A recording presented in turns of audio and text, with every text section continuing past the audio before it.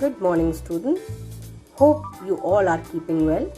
Today we are going to study the poem Stopping by Woods on a Snowy Evening.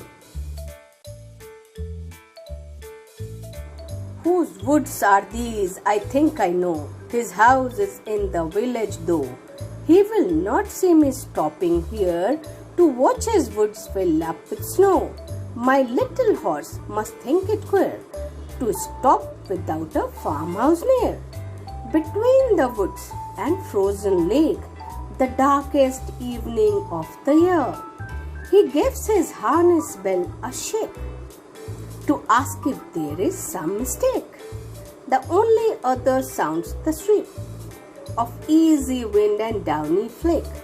The woods are lovely, dark and deep, but I have promises to keep, and miles to go before I sleep, and miles to go before I sleep. Let me explain you the poem stanza wise. First stanza. The poet desires to watch the snowfall and spend some time in the woods. He imagines that the owner of the woods, who lives in the village nearby, would not object to his trespassing, as he will not know about the poet's presence there. Now, second stanza. The poet knows that there is no practical reason for him to stop in the woods at this time of day. Yet he desires to stop and experience the beauty of the sea. He feels that the mysteries of the dark night will unfold in the forest. Now, third stanza.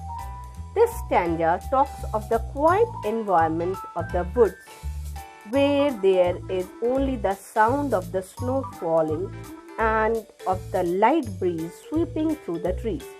The horse doesn't want the poet to stop in the dark woods. It shakes its harness bells and reminds him that he has to move on. Now, fourth stanza. The unknown lands of the forest are indeed beautiful, dark and deep, so deep that they seem never-ending. But the poet knows that he has to simply move on. He cannot stay there forever. He has an obligation somewhere else, which we are watching here in the line, promises to keep. And he has a long way to go before he can rest.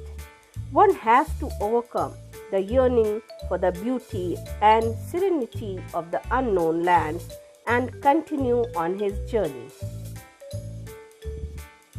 The gist of the poem is, the poet has entered the forest on a cold winter evening. The poet wishes to spend some time in the woods and experience the beauty of nature. The poet continues to stand in forest and feel the nature. But the deep forests are beautiful, dark, deep and mystical. But one has to forego the attraction of the beautiful and continue on one's journey in order to achieve one's own objectives. Try to understand the figures of speech in the following poem. Whose woods? First, WH and W. These two W's are underlined here. It is alliteration. It is alliteration.